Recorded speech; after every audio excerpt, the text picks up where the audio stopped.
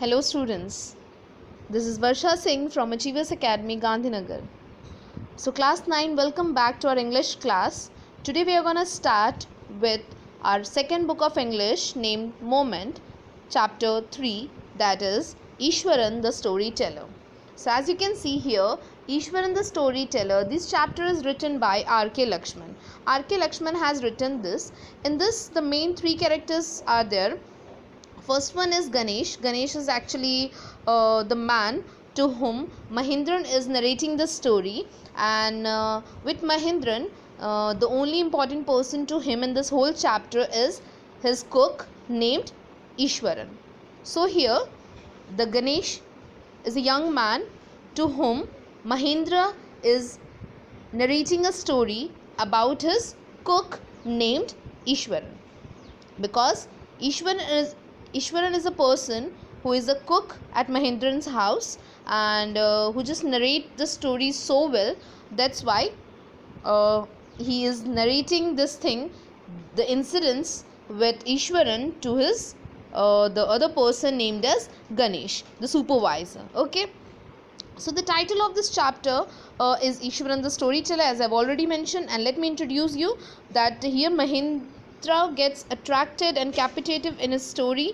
The writer wants to highlight this quality of Ishwaran because Ishwaran is so good at storytelling, and that's why he is considered as a storyteller. Storyteller क्या होता है? Storyteller is a person who can elaborate or explain a story so well.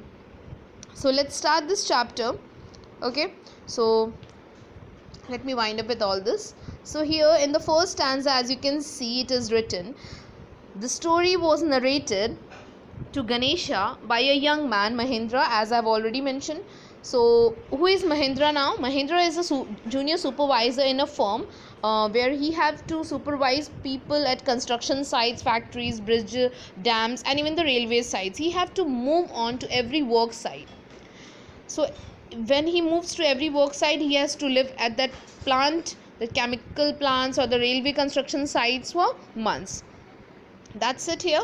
And in the next paragraph, it is very much clearly mentioned that that Mahindra is a bachelor, that is he's unmarried, and being unmarried he don't need to switch with his family and anything like this. ठीक है, he have some basic needs. ठीक है, क्योंकि उसकी शादी नहीं हुई है, वो अकेला रहता है, तो उसके जो ज़रूरत की चीज़ें हैं वो बहुत कम हैं.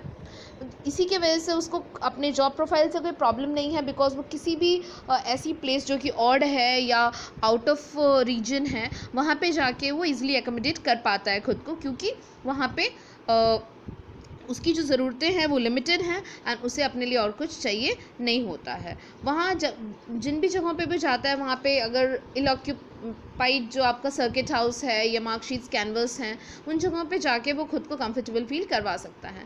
बट अपने साथ जब भी वो एक जगह से दूसरी जगह मूव करता है, वो एक चीज़ नहीं ले जाना भूलता. यहाँ पे लिखा है, but one asset he had was his cook. तो एक चीज़ वो कभी नहीं भूलता था अपने साथ लेके जाना, जो कि उसके लिए बहुत ज़रूरी थी, वो था उसका कुक. ठीक है, वो अपने कुक को हर जगह अपने साथ लेके जाता था. ठीक है, वो जिन भी स्टेशंस पे मूव करता था. ठीक है, सो जो उसका कुक था वो क्या करता था, उसका कुक उसके साथ हर टफ कंडीशन में रहता था. वो उसके लिए खाना बनाता था, उसके कपड़े धोता था. ठीक है, and even he was so good in story telling that वो उसको एंटरटेन भी करता था. तो ये कुछ चीज़ें थी जो उसके कुक से रिलेटेड थी, जिसकी वजह से महेंद्रन उसको हमेशा अपने साथ रखता था.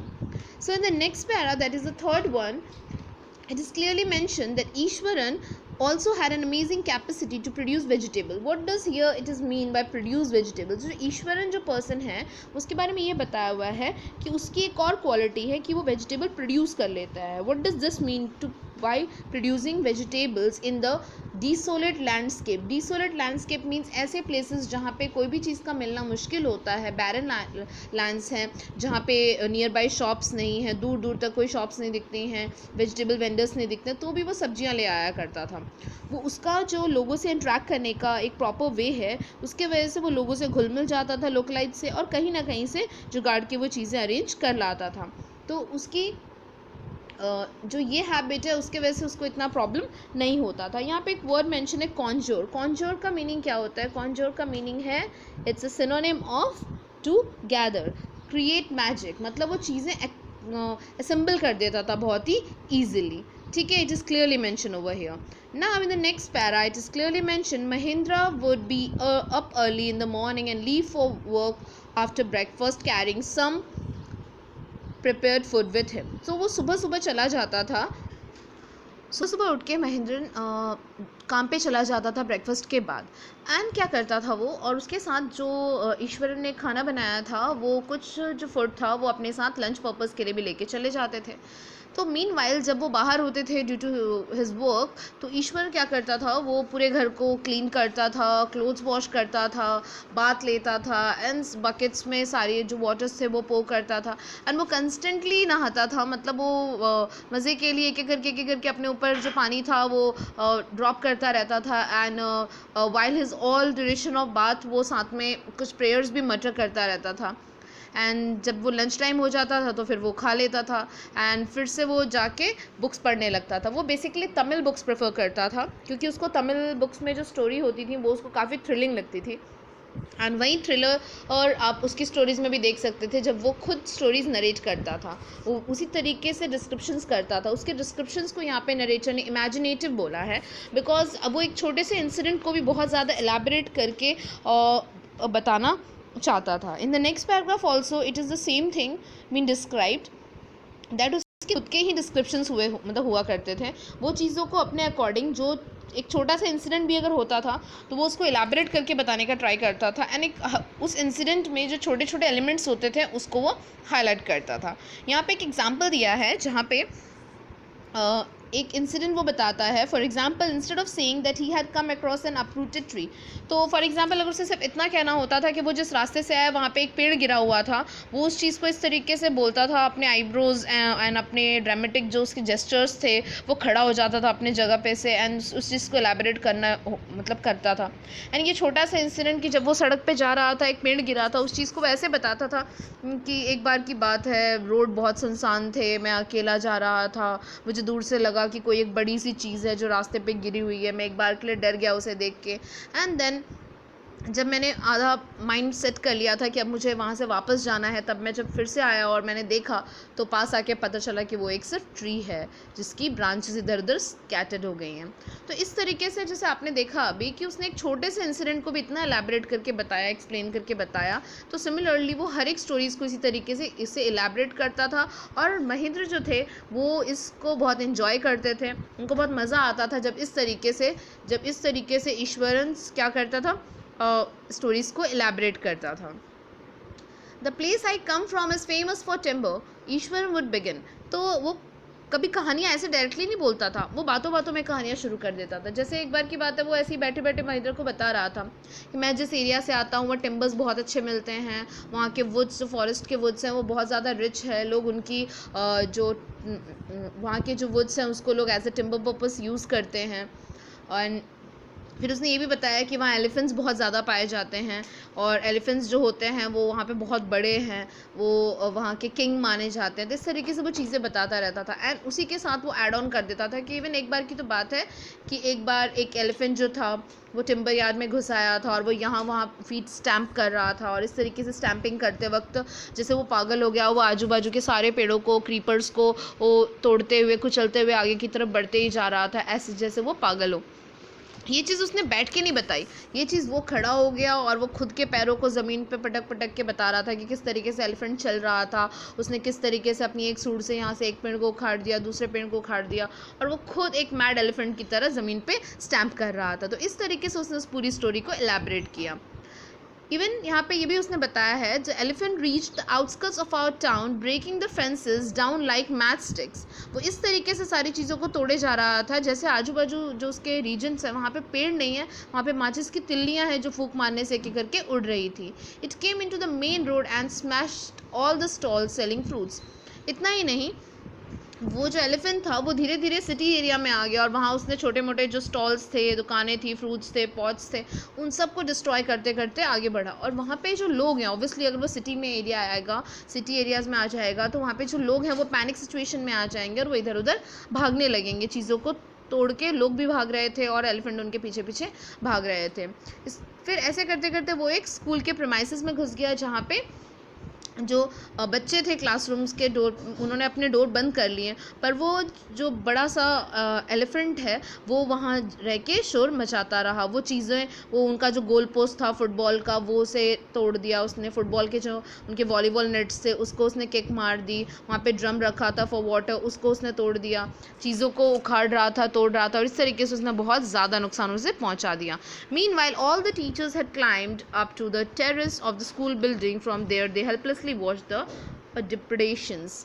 तो फिर बताया है, इतना ही नहीं, ये सब काफ़ी देर तक चलता रहा, और इस चीज़ से बचाने के लिए, इस चीज़ का कोई इलाज नहीं था, तो इस चीज़ से बचाने के लिए उन्होंने क्या किया, टीचर्स जो थे उन्होंने खुद को प्रोटेक्ट कर लिया और वो ऊपर चढ़ गए स्कूल की बिल्डिंग में, और स्कूल की बिल्डिंग से वो चीज़ों को होते हुए देखते रहे। जब वो ये सारी चीज़ें नोटिस कर रहे थे, यहाँ पे डिप्रेडेशन एक वर्ड यूज़ किया है। Depredation means attacks which are made to destroy something. वो कुछ चीज़ों का नुकसान इसलिए पहुँचा रहा था क्योंकि उसको तोड़ना ही था, सिर्फ हिट करने के पर्पज़ से वो ये नहीं कर रहा था। तो ऐसा लग रहा था स्कूल में कोई नहीं है, बच्चे अंदर खुद को बंद कर चुके थे, और जो टीचर्स थे वो स्कूल के टेरेस पे से जाके ये सारा जो सीन था वो विजुअलाइज कर रहे थे। And that's how that scene is been imagined and set up over here. So in the next para, it is clearly mentioned that I was studying in the junior class at the time, and I was watching the whole drama from the rooftop. I don't know what came over me suddenly, and I grabbed a cane from the hands of one of the teachers and ran down the stairs and into the open. The elephant grunted and melancholy swung a branch of a tree which it held in its trunk. So it stamped its feet, kicking up a lot of mud and dust. It looked frightening, but I moved slowly towards it and dust. So यहाँ पे ईश्वरन अब अपने बारे में बताने लगे हैं। वो ये कहते हैं कि जब ये सारा सिचुएशन हो रहा था, जहाँ पे सारे टीचर्स डर के बैठे थे, बच्चे डर के बैठे थे, तब मैंने थोड़ी सी हिम्मत उठाई और मैंने ऊपर से ये सारा ड्रामा देखना बंद किया, और मैं भागते हुए नीचे आया, और एक कैन था टीचर्स के हाथ में, मैंने वो उनके हाथ से छीना और उसे लेते हुए मैं नीचे भागता हुआ आया। वहाँ से एलिफेंट भी मेरी तरफ गुर्राते हुए आया, और उसके भी पास एक मतलब वो वहाँ पे एक ट्री था, उसका ब्रांच वो उसकी तरफ फेंकता है, और अपने फीट्स को इस तरीके से स्टैम्प करते हुए वहाँ की मिट्टी और जो डस्ट थी वो भी उड़ा रहा था, जिससे एक बार के लिए किसी को भी डर लग जाएगा, क्योंकि वो बहुत फ्राइटनिंग मूड में उसे देख रहा था, गुस्से में। बट लोग जो थे वो ये सीन बहुत अच्छे से देख रहे थे। लोग हिप्नोटाइज थे इस चीज़ को देख के कि कैसे एक छोटा सा बच्चा इतने बड़े एलिफेंट को फेस कर रहा है, और मैं भी बहुत ही बहादुरी के साथ उसके सामने बढ़ता चला गया। जैसे वो गुर्रा रहा था, मैं भी उसके सामने देखे जा रहा था और उसको आगे देख के बढ़ते जा रहा था। At this point, Ishwaran would leave the story unfinished and get up mumbling, "I will be back after lighting the gas and warming up the dinner." Mahendra had been listening with rapt attention, would be left hanging when he returned. Ishwaran and would not pick up the thread to the story right away.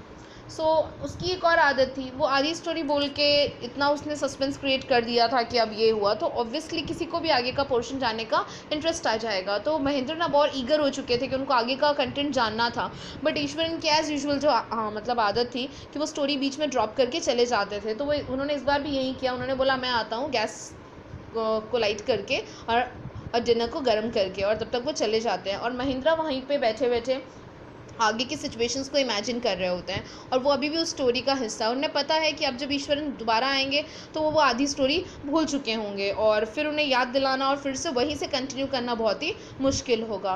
Well, a veterinary doctor was summoned to revive the animal. Ishwaran was shrunk casually. 2 days later it was led away by its mahout in to the jungle. तो आधी story भूल गए थे। वो आने के बाद उनको बताया उन्होंने कि बाद में उन्होंने स्टोरी को कंटिन्यू किया, और फिर ये बताया कि अरे हाँ, मैं आपको आगे तो बताने ही भूल गया। उसके बाद कुछ हुआ नहीं, वो डॉक्टर आए थे और वो उसको ले गए, और फिर 2 दिन के बाद उसे जंगल में छोड़ दिया गया था उसके मौत के पास। तो इस तरीके से ईश्वरन की जो हैबिट थी स्टोरी टेलिंग की, वो यहाँ पे एलैबोरेट किया हुआ है चैप्टर में। Well, how did you manage to do it Ishwaran? How did you bring down the beast? तो अभी भी जो महेंद्र थे वो सेटिस्फाई नहीं थे, उनको बीच का कंटेंट जानना था। उनको ये जानना था कि इतने छोटे से बच्चे ने चाइल्डहुड में कैसे एक एलिफेंट को लाइक कंट्रोल कर लिया। वो बोलते हैं कि अरे हाँ, वो तो मैं बताना ही भूल गया। ये कुछ नहीं है, सिंपल है, बट ये कुछ जापानीज आर्ट से रिलेटेड है। I think it's I think sir karate और जिजित्सु इट इज़ कॉल, तो वो बहुत ही नॉर्मल बिहेव करने का ट्राई करते हैं एज इफ़ कि जैसे कोई बड़ी चीज़ ही नहीं है। वो बताते हैं कि ये कोई शायद जापानीज़ आर्ट है, शायद वो कराटे हो सकता है या जिजित्सु हो सकता है। इस तरीके से वो चीज़ को बहुत ही कैजुअली लेते हैं। और बस मेरा एक जो था शॉट था और उसके बाद वो एलिफेंट पैरालाइज हो गया, एंड बाकी की कहानी तो आपको पता ही है। Not a day passed without Ishwaran recounting some story packed with adventure, horror, and suspense.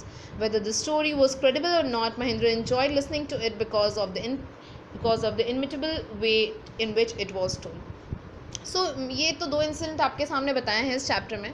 तो ऑथर कहते हैं कि ईश्वरन की ये हैबिट है और वो इसमें बहुत ही ज़्यादा माहिर हैं, और वो कोई ना कोई वे ढूंढ लेते हैं और रोज़ एक न्यू स्टोरी कुक करते हैं और उस स्टोरी को बहुत अच्छे से सुनाते हैं। कभी वो हॉरर होती है, कभी वो सस्पेंस वाली होती है, कभी एडवेंचरस होती है, कभी फ़नी भी होती है। पर महेंद्र को स्टोरी के कंटेंट से मतलब नहीं है। वो तो जिस तरीके से ईश्वरन उस स्टोरी को इमिटेट करके, एक्ट करके, ड्रामा करके उनको समझाते हैं, उसमें उन्हें मज़ा आता है और वो उस चीज़ को देख के बहुत ही खुश हैं। One morning when Mahindra was having breakfast, Ishwaran asked, "Can I make something special for dinner tonight, sir?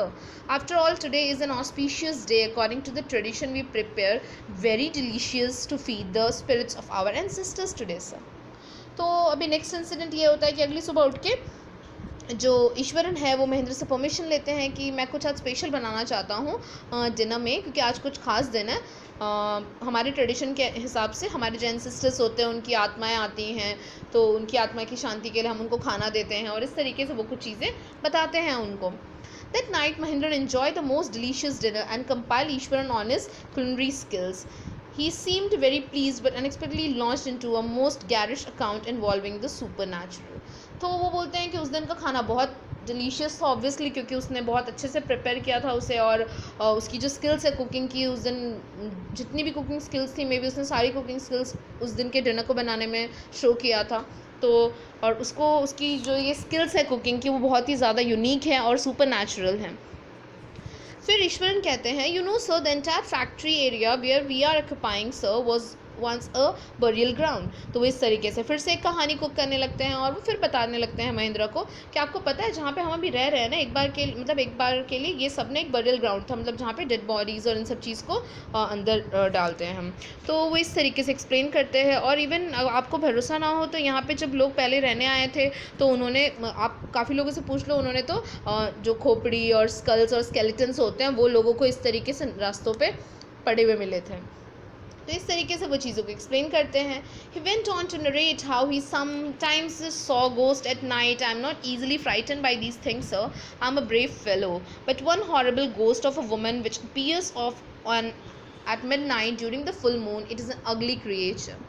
तो वो आप एक हॉरर स्टोरी कुक कर रहे थे और उन्होंने बताया कि वैसे तो मैं भूत से डरता नहीं हूँ सर, ये सब कहने की बातें हैं, बट एक बार मुझे डर ज़रूर लगा था जब मैंने एक औरत की आत्मा देखी थी चांदनी रात में, और वो मेरी लाइफ का बहुत ही ज़्यादा डरावना चीज़ था, बिकॉज वो बहुत अजीब सी लग रही थी, उसके बाल बहुत अजीब से थे, उसके फेस बहुत ही ज़्यादा श्रिवल थे, और वो खुद एक स्केलेटन जैसी थी, और उसके हाथ में एक फीटस जो होता है, बहुत छोटा सा जो बेबी होता है पोर्शन, जो कि अभी ग्रो नहीं किया होता है, उसका एक स्केलेटन था उसके हाथ में।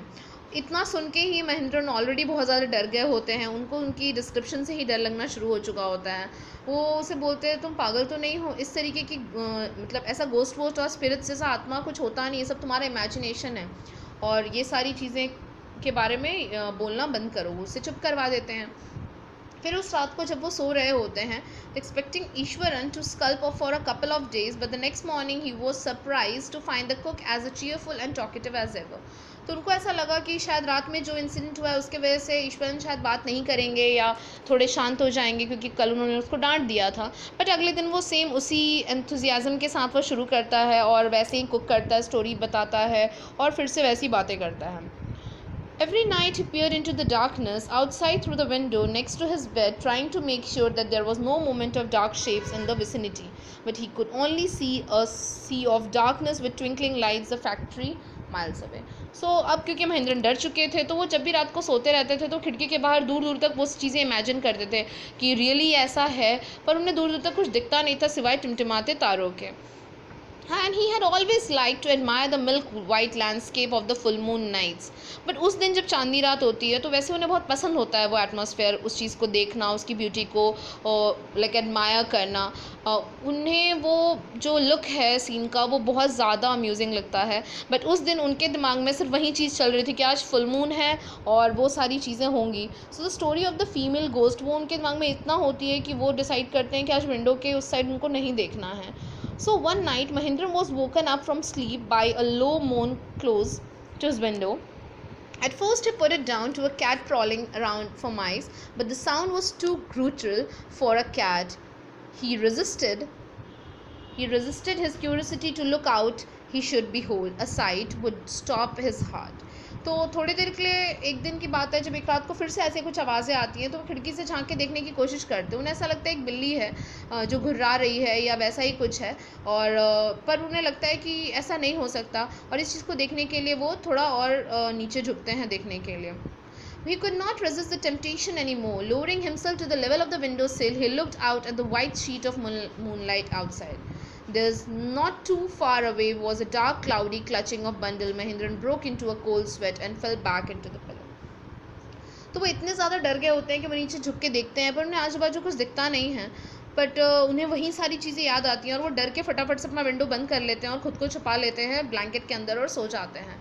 नेक्स्ट डे वो ट्राई करते हैं उन सारी चीज़ों को भूल जाने का.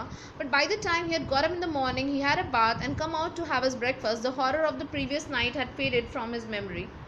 बट वो सारी चीज़ें सिर्फ उनके दिमाग में रात तक ही रहती हैं. सुबह जब वो उठते हैं तो वो बहुत ही ज़्यादा नॉर्मल होते हैं, वो सब चीज़ें भूल गए होते हैं. वो फिर से एज़ यूजुअल अपना ब्रेकफास्ट करते हैं, अपना लंच पैक करते हैं और निकल जाते हैं. Just as Mahendra was stepping out, Ishwaran grin and said, sir remember the other day when I was telling you about the female ghost and a fetus in its arm? You were so angry with me imagining things. Well, you saw her yourself last night. I came running hearing the sound of mourning that was coming from your room. अब महेंद्रन भूल चुके थे but Eswaran उन्हें निकलते निकलते याद दिलाते हैं, अच्छा आपको याद है मैंने उस दिन आपको कहानी सुना रहा था और आपने मुझे बीच में टोक दिया था, बट कल मुझे वैसे ही कुछ आवाज़ आपके रूम से आ रही थी. और उस वक्त महेंद्रन बहुत ज़्यादा डर जाते हैं क्योंकि उनको पहले लगा होता है कि वो एक सपना था जो उन्होंने रात को देखा, कुछ उनकी गलत फहमी थी, ऐसा कुछ नहीं था.